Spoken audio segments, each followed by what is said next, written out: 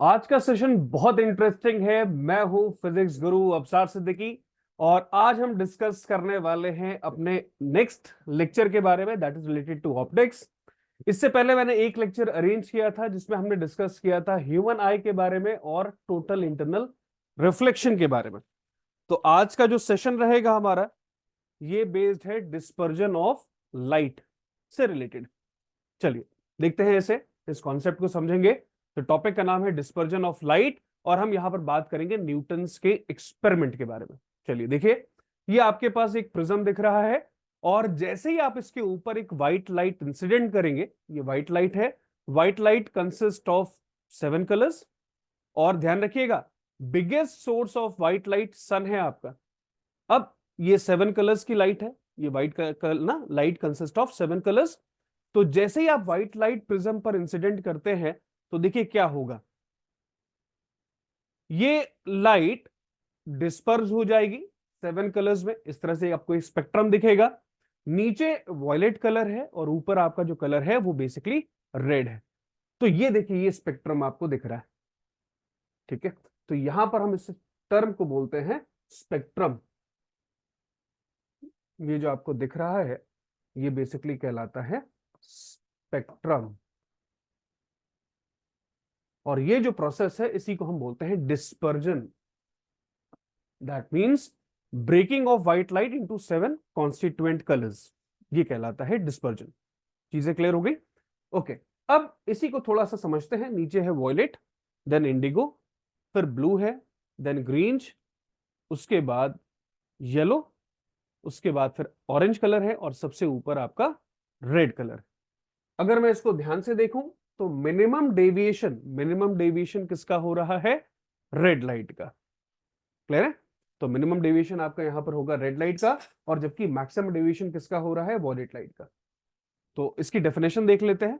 तो the phenomena of splitting of white light by a prism into its constituent colours is known as dispersion. और ये जो band of colours आपको दिख रहा है, 7 कलर का जो बैंड आपको दिख रहा है, इसको ही हम बोलते हैं स्पेक्ट्रम। चीजें क्लियर हो गई आपको? Concept clear? नेक्स्ट, अब ये डिस्पर्जन क्यों होता है वो समझते हैं। So the cause of dispersion of white light is the change in the speed of light with wavelength. ध्यान रखिएगा।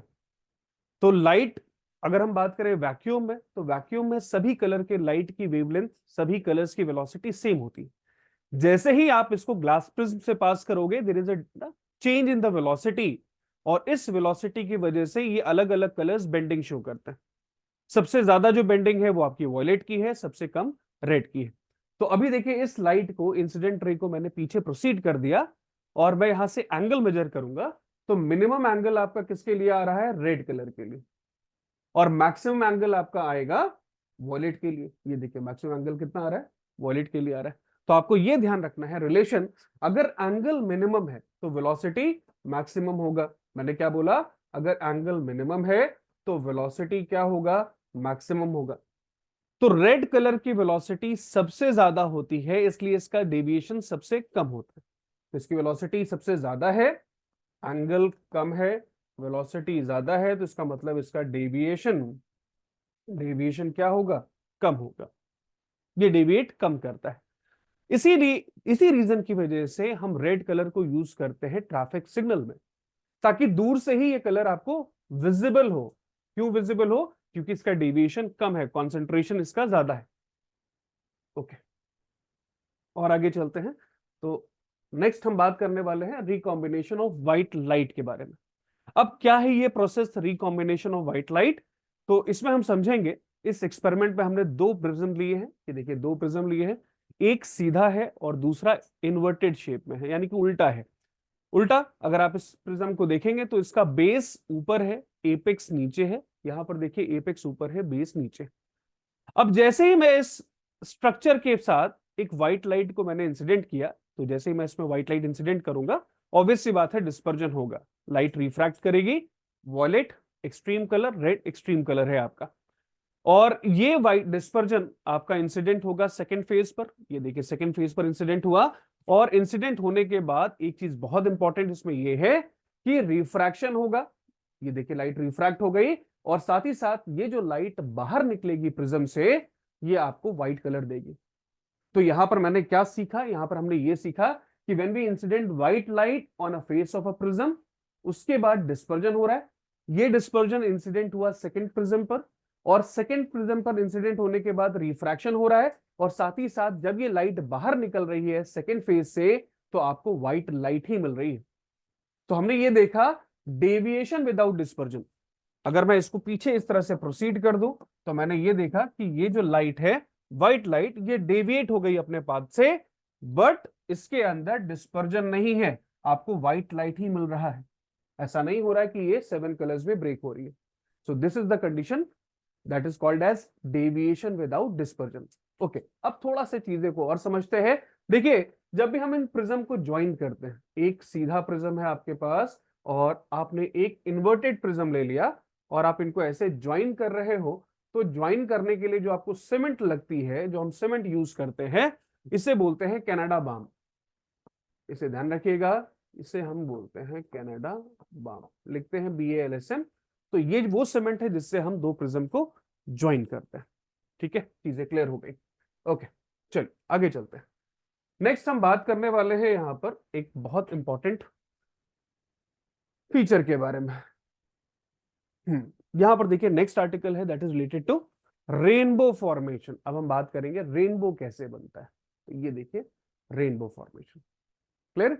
Okay, now when we discuss about rainbow formation, तो आप सबसे पहले चीज ये समझिए कि रेनबो के लिए कुछ कंडीशंस है।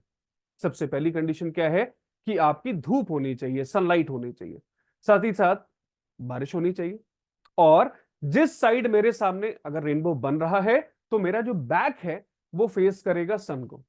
तीन कंडीशंस हैं, धूप होनी चाहिए, सनलाइट होनी चाहिए, बारिश होनी चाहिए, रेन होना चाहिए, और साथ ही साथ अगर मेरे सामने रेनबो बन रहा है, तो मेरा जो बैक है वो सन को फेस करेगा।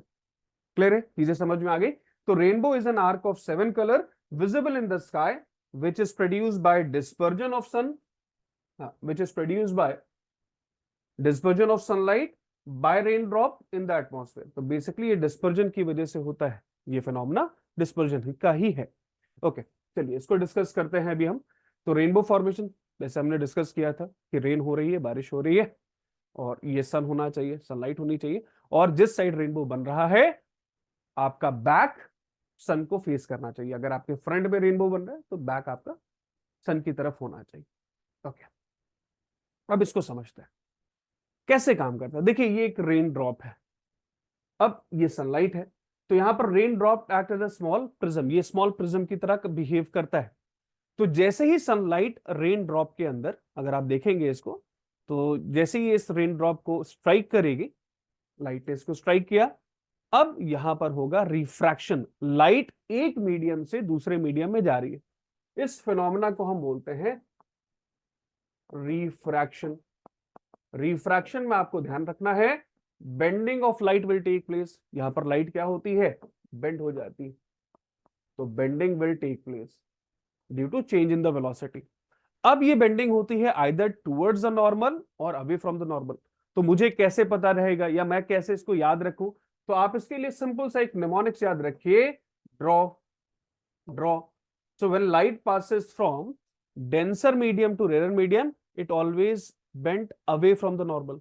अगर लाइट डेंसर टू रेयर जा रही है, so it always bent away from the normal, away from normal. Clear है? अगर लाइट रेयर टू डेंसर जा रही है, so it will bend towards the normal. Simple सा कॉन्सेप्ट। तो लाइट ने इस रेनबो ड्रॉप को स्ट्राइक किया, वाटर ड्रॉपलेट को स्ट्राइक किया, और जैसे ही वाटर ड्रॉपलेट को ये लाइट स्ट्राइक करेगी, सबसे पहले देखिए यहां पर मैंने नॉर्मल ड्रॉ कर दिया। अब light is passing from rare medium to denser medium, so it will bend towards the normal. तो देखिए बेंडिंग हो गई टुवर्ड्स द नॉर्मल, ये बेंड हो गया। ऑब्वियस सी बात है, डिस्पर्जन होगा। वॉयलेट कलर और रेड कलर आपको दिखेगा, वॉयलेट नीचे और रेड ऊपर। अब इसके बाद क्या होने वाला, अब इसके बाद होगा TIR, टोटल इंटरनल रिफ्लेक्शन। तो देखिए इसमें लाइट वापस से टोटल इंटरनल रिफ्लेक्शन हो गया। टोटल इंटरनल रिफ्लेक्शन के बाद अब ये लाइट इस ड्रॉप से बाहर आ रही, तो जैसे ये लाइट इस ड्रॉप से बाहर आएगी, अब यहां पर होगा रिफ्रैक्शन। ये देखिए रिफ्रैक्शन, और हमें नीचे रेड कलर दिखेगा, ऊपर वॉयलेट कलर दिखेगा। ये बेसिकली प्राइमरी रेनबो है। दो तरह के रेनबो होते हैं, एक होता है प्राइमरी रेनबो और एक होता है सेकेंडरी रेनबो। तो प्राइमरी में नीचे रेड ऊपर वॉयलेट, सेकेंडरी में ये बैंड उल्टा हो जाता है, नीचे वॉयलेट ऊपर रेड। वहां पर 4 स्टेज होती है, यहां पर 3 स्टेज हुआ। यहां पर क्या हुआ, प्राइमरी रेनबो में क्या हो रहा है, refraction, total internal reflection, refraction. Secondary rainbow में एक स्टेप और आगे हो जाता है, ऐड हो जाता है। वहां पर एक बार रिफ्रैक्शन होता है, 2 बार टीआईआर होता है, और वापस से रिफ्रैक्शन होता है, यानी कि 2 रिफ्रैक्शन 2 टीआईआर। यहां पर 2 रिफ्रैक्शन 1 टीआईआर। ठीक है, तो वो आगे हम डिस्कस करने वाले हैं। ये है बेसिकली प्राइमरी रेनबो, और इस तरह से आपको रेनबो दिखता है, आप रेनबो को ऑब्जर्व कर सकते हैं। ठीक है, चीजें आपको क्लियर हो गई। आप चाहो तो एक बार जल्दी से मैं समराइज कर देता हूं। जैसे ही सनलाइट इस ड्रॉप को स्ट्राइक करेगी, light is passing from rare medium to denser medium, obvious सी बात है बेंडिंग होगी, और इस बेंडिंग की वजह से डिस्पर्जन हो रहा है। डिस्पर्जन के बाद सेकेंड स्टेज क्या है, TIR, that is called as total internal reflection. ये वापस से लाइट रे रिफ्रैक्ट ना इंटरनली रिफ्लेक्ट हो जाएगी, और उसके बाद वापस से रिफ्रैक्शन होगा और आपको रेनबो दिखेगा। तो ये है सब कुछ रिलेटेड टू रेनबो फॉर्मेशन। आगे चलते हैं हम लोग, और अब हम बात करेंगे ट्विंकलिंग ऑफ स्टार्स के बारे में। स्टार क्यों चमकते हैं, क्या रीजन है, right. So twinkling of star, तो आपने ऑब्जर्व किया है कि स्टार चमकते हैं जबकि प्लैनेट चमकता नहीं है, प्लैनेट ट्विंकल नहीं करता। उसका क्या रीजन है, वो चीज हम समझने वाले हैं। So why do star twinkle, right. तो stars are point source of light, और यहां पर अगर हम देखें, सबसे पहले हम डिफाइन करेंगे लाइट ईयर को। अब light year is the bigger unit of distance. यहां पर ये समझिए, लाइट ईयर अगर मैं इसको सिंपल लैंग्वेज में बताऊं, तो एक साल में, 1 ईयर में लाइट कितना डिस्टेंस ट्रैवल करता है, इसी को हम बोलते हैं लाइट ईयर। फिर से सुनिए मैंने क्या बोला, एक साल में लाइट कितना डिस्टेंस ट्रैवल करता है फ्री स्पेस में या वैक्यूम में, उसे हम बोलते हैं लाइट ईयर। ठीक है, तो यहां पर देखेंगे distance travel by light in 1 year, that is called as light year. अगर मैं यहां पर इसके डिस्टेंस की बात करूं, तो ये 6 ट्रिलियन माइल्स के नियर अबाउट आता है। 6 ट्रिलियन माइल, ये बहुत ज्यादा डिस्टेंस है। ओके, तो अब यहां पर हम एक छोटे से कॉन्सेप्ट को समझेंगे ट्विंकलिंग ऑफ स्टार के बारे में। तो ये एक बॉय है और ये छोटू है, और ये छोटू इस स्टार को ऑब्जर्व कर रहा है, ये इस स्टार को ऑब्जर्व कर रहा है। तो मैं मान लेता हूं कि अर्थ के बीच में और स्टार के बीच में हमारे पास मीडियम है, ऑब्वियस सी बात है। तो एटमॉस्फेरिक लेयर्स हैं। तो देखिए नीचे यहाँ पर ये डेंसर मीडियम है, और ऊपर जैसे जैसे आप जाते जाओगे आपका मीडियम रेयर होता जाएगा। फर्स्ट मीडियम नीचे डेंसर है, ऊपर आपका रेयर मीडियम है। ओके, अब आपने नॉर्मल ड्रॉ कर दिया, तो जैसे आप नॉर्मल ड्रॉ करोगे आप इसको ऑब्जर्व करिए। ये देखिए, ये आपने नॉर्मल ड्रॉ कर दिया। Now light rare to denser आ रहा है, तो इसमें बेंडिंग होगी। बेंडिंग किस साइड होगी, टूवर्ड्स नॉर्मल। तो देखिए लाइट रे टूवर्ड्स नॉर्मल बेंड हो रही है, ये टूवर्ड्स नॉर्मल बेंडिंग हो रही है, और फिर ये आकर इस बॉय की आई को स्ट्राइक करेगा, यानी कि इसको स्टार दिखेगा। अब मैं इस रे को पीछे प्रोसीड करूंगा, तो जैसे ही मैंने प्रोसीड किया, तो मुझे इसका एक इमेज यहां पर मिलेगा स्टार का। तो आपने यहां से क्या सीखा, फ्लक्चुएशन हो रही है, पोजीशन पोजीशन फ्लक्चुएट हो रही है। इसको वापस से हम लोग देखेंगे, एनालाइज करेंगे। तो जैसे हमने डिस्कस कर लिया कि अर्थ और स्टार में के बीच में ये डेंसर मीडियम है आपका, और ये रेयर मीडियम है। नाउ हमने यहां पर नॉर्मल ड्रॉ कर दिए। नॉर्मल ड्रॉ करने के बाद अब ये स्टार से लाइट आ रही है, तो light is passing from rare medium to denser medium, obvious सी बात है बेंडिंग होगी। अब ये बेंडिंग किस साइड होगी, टुवर्ड्स नॉर्मल, सिंपल सा कॉन्सेप्ट। तो ये देखिए टुवर्ड्स नॉर्मल, ये लाइट रे बेंड हो गई। ये देखिए टुवर्ड्स नॉर्मल लाइट रे बेंड हो रही, और अब आकर इसको स्ट्राइक करेगी, इसकी आई को, और इसकी आई को इसमें स्ट्राइक कर दिया। अगर मैं इसको पीछे प्रोसीड कर दूं, तो जैसे ही मैं इसको पीछे प्रोसीड करूंगा, आपको स्टार यहां पर दिखेगा, यानी कि इसकी जो पोजीशन है वो फ्लक्चुएट कर रही है। यही रीजन है ट्विंकलिंग ऑफ स्टार का। ठीक है, इसी की वजह से स्टार आपको ट्विंकल करता हुआ दिखता है, चमकता हुआ दिखता है। ठीक है, तो यहां पर देखिए, stars are self luminous and can be seen at night in the absence of sunlight.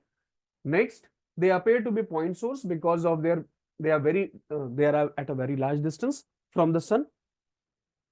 The apparent position of the star keeps changing, जैसे हमने डिस्कस किया था कि इसकी पोजीशन चेंज होती रहती है। This is because the motion of the atmospheric air and changing air density and temperature. तो एटमॉस्फेरिक एयर चेंज होता है, डेंसिटी चेंज होती है, साथ ही साथ टेम्परेचर चेंज होता है, जिसकी वजह से पोजीशन फ्लक्चुएट करती है और आपको स्टार ट्विंकल करता हुआ दिखता है। I hope the concept is clear. Okay, so why do planet not twinkle? अब ये दूसरा क्वेश्चन है कि भाई प्लैनेट क्यों नहीं चमकता है। तो यहां पर हम प्लैनेट को मान के चलते हैं कि planet composed of very small tiny particles, right. तो अब यहां पर हम देखेंगे, तो planet is near to the earth as compare to star. सबसे पहले तो ये बहुत पास है, इनका डिस्टेंस कम होता है एज कंपेयर टू स्टार। और दूसरी चीज इंपॉर्टेंट ये है, सो प्लैनेट को हम कंसीडर करते हैं as a collection of large number of point sources. हम मान लेते हैं कि प्लैनेट के अंदर बहुत सारे माइन्यूट पॉइंट सोर्सेज हैं, it is a collection of point sources. तो यहां पर समझते हैं इसे। तो ये देखिए, ये आपको कुछ इस तरह से दिख रहा है, छोटे छोटे आपके पार्टिकल्स दिख रहे हैं इस तरह से। ये प्लैनेट का क्रॉस सेक्शन मैंने बनाया है जूम करके। ओके, अब यहां पर समझते हैं। तो planets are much closer to us as compare to stars, therefore they do not appear as a point source but appear as a collection of points. तो छोटे छोटे पॉइंट के कलेक्शन से ही। ओके, अब क्या होगा? So because of change in the atmospheric refractive index, the position as well as brightness of individual point source changes. तो आपको ध्यान रखना है, इस केस में ब्राइटनेस इंडिविजुअल पॉइंट सोर्स का चेंज हो रहा है, हर पॉइंट सोर्स का ब्राइटनेस अलग अलग है। ओके, बट अगर हम एवरेज पोजीशन की बात करें और टोटल एवरेज ब्राइटनेस की बात करें तो ये इट रिमेन्स अनचेंज्ड, ये चेंज नहीं होता। So that is the reason planet do not twinkle. इस रीजन की वजह से प्लैनेट ट्विंकल नहीं होते, क्योंकि एवरेज पोजीशन और एवरेज ब्राइटनेस ये कांस्टेंट है। तो इसलिए हम बोल सकते हैं कि प्लैनेट ट्विंकल नहीं करते या प्लैनेट चमकते नहीं है। ये इसका बेसिक कॉन्सेप्ट। चलिए और आगे चलते हैं, और अब हम बात करते हैं यहां पर एडवांस सनराइज और एडवांस सनसेट के बारे में। तो ये बहुत शानदार प्रोसेस है, ये एटमॉस्फेरिक रिफ्रैक्शन का प्रोसेस है एक, जिसके अंदर आपको सूरज, अभी सन राइज नहीं हुआ है, फिर भी होराइजन पर 2 मिनट पहले ही दिखना चालू हो जाता है, आपको पहले ही दिखना स्टार्ट हो जाता है 2 मिनट पहले। और एक बार सनसेट हो गया है, सूरज डूब गया है, फिर भी 2 मिनट तक आपको होराइजन पर दिखता है। तो अगर हम टोटल टाइम डिफरेंस का चेंज देखें तो ये 4 मिनट का आता है, 4 मिनट, 2 मिनट सुबह मॉर्निंग में और 2 मिनट इवनिंग में। तो इस तरह से हम 4 मिनट का टाइम इंटरवल गैप देखते हैं। तो यहां पर समझते हैं एडवांस सनराइज के बारे में। So the sun appear to rise 2 minutes earlier, 2 minute पहले ही सन आपको होराइजन पर दिखना स्टार्ट हो जाता है। तो ये अर्थ है और ये होराइजन है, अभी आप देखेंगे तो ये होराइजन है। होराइजन वो पॉइंट पार्ट है या वो प्लेन है जहां से आपको सन राइज होता हुआ दिखता है और सेट होता हुआ दिखता है। तो ये बेसिकली होराइजन है।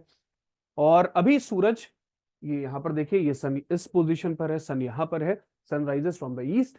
तो ये राइजिंग सन है। और अभी इसको हम समझते हैं, तो ये देखिए, ड्यू टू एटमॉस्फेरिक रिफ्रैक्शन क्या हो रहा है, बेंडिंग हो रही है। और इस बेंडिंग को अगर मैं पीछे की तरफ प्रोसीड कर दूं तो यहां पर देखिए ये अपेरेंट सन है, यानी कि ये सन आपको इस पोजीशन पर दिखना स्टार्ट हो जाता है। और अभी एक्चुअल राइज नहीं हुआ है, फिर भी 2 मिनट पहले ही आपको इसकी इमेज होराइजन के ऊपर मिल जाएगी।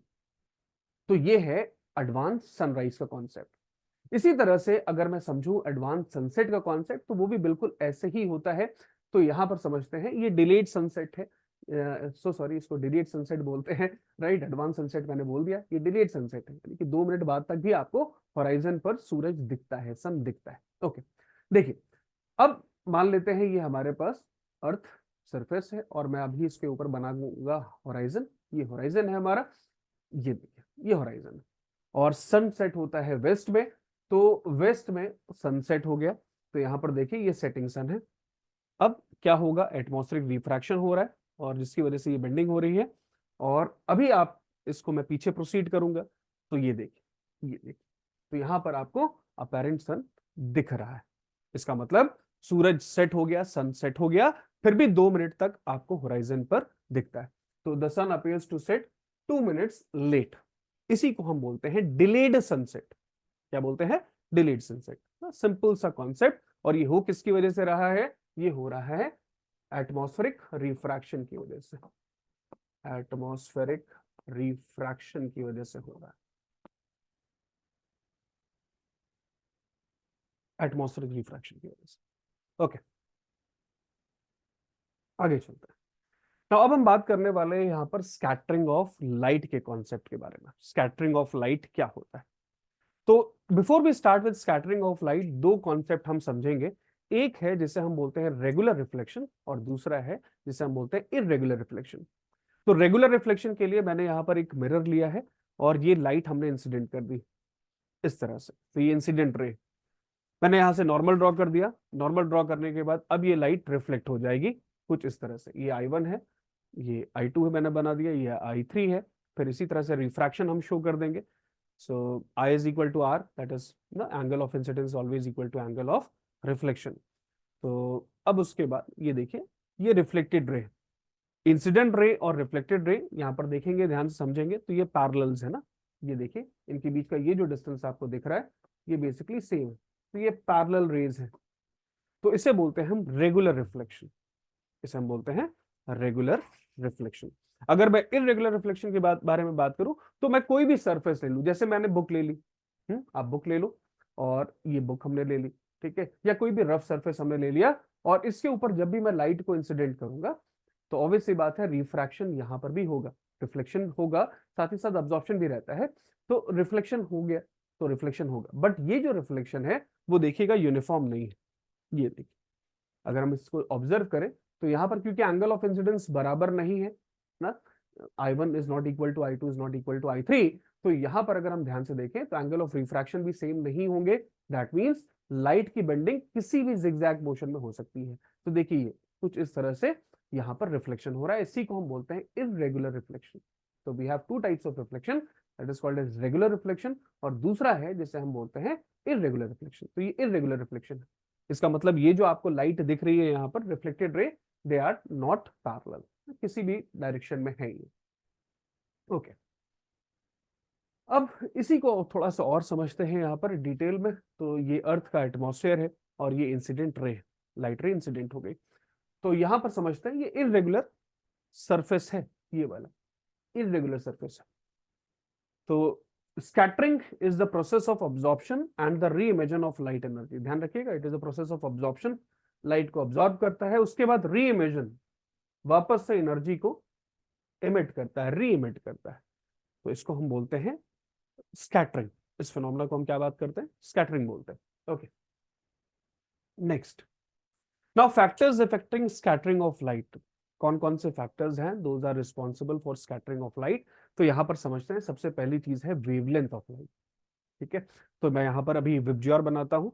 तो वॉयलेट, ये इसकी वेवलेंथ है, राइट। फिर इंडिगो हो गया, उसके बाद ब्लू, ग्रीन, येलो, ऑरेंज और रेड।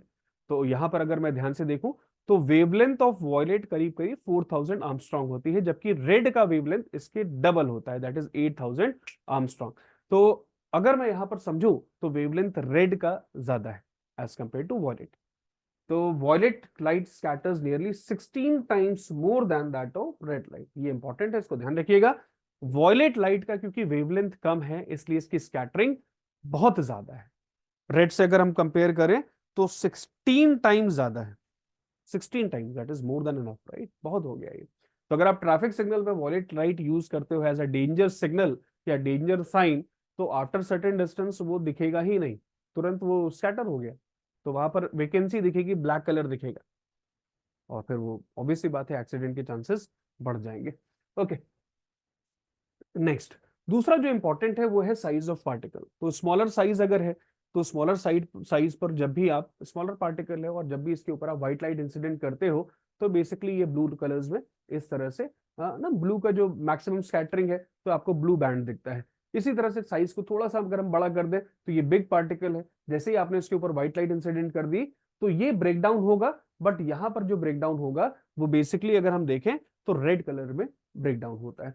साथ ही साथ अगर हम मैसिव बॉडी ले ले, बहुत बड़ा पार्टिकल ले ले, और आपने इसके ऊपर व्हाइट लाइट इंसिडेंट कर दी तो रिफ्रैक्शन के बाद स्कैटरिंग जो होगा वो व्हाइट लाइट का ही होगा। ठीक है, तो स्मॉल पार्टिकल ब्लू कलर ज्यादा स्कैटर करता है, साइज थोड़ा सा मॉडरेट कर लिया, बिग पार्टिकल है तो रेड कलर, और वेरी बिग पार्टिकल है तो उस केस में आपको व्हाइट लाइट ही मिलेगा। ठीक है, I hope the concept is clear. अब यहां पर हम डिस्कस करेंगे एक बहुत इंपॉर्टेंट कॉन्सेप्ट को, different colours of sky. Sky के अलग अलग कलर्स क्यों दिखते हैं, क्या रीजन होता है, इसको हम समझते हैं। Different colours of sky. Okay, ठीक, डिफरेंट कलर्स ऑफ स्काई को समझते हैं। देखिएगा यहाँ पर इसको समझते हैं। तो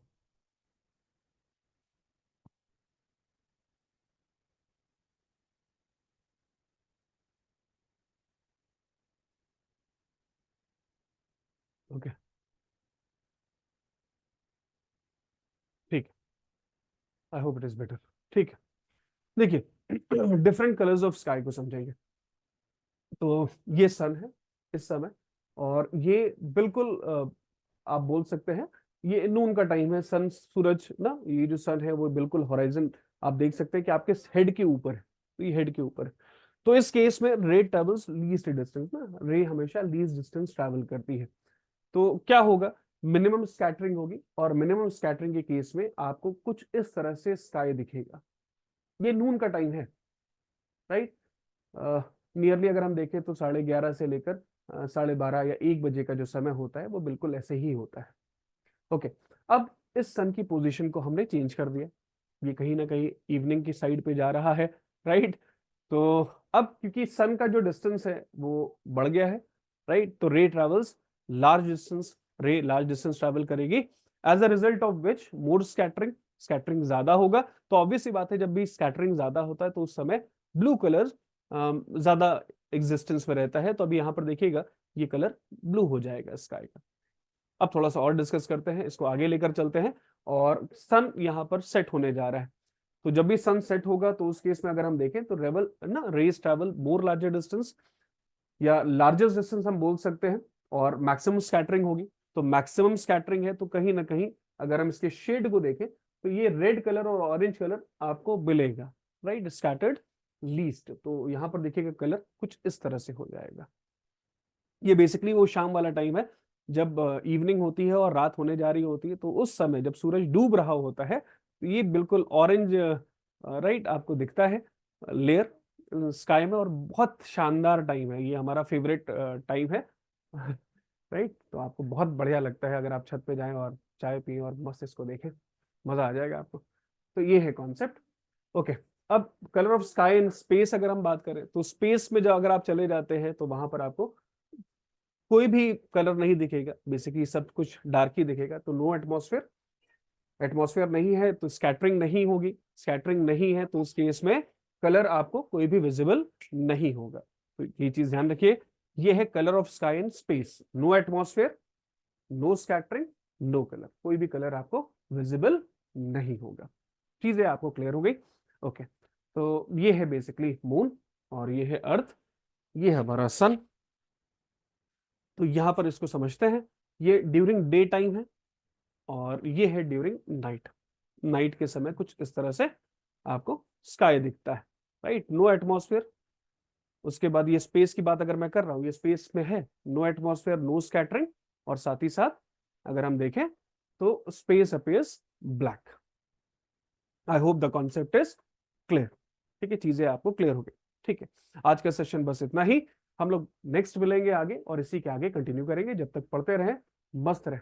चलो, थैंक यू।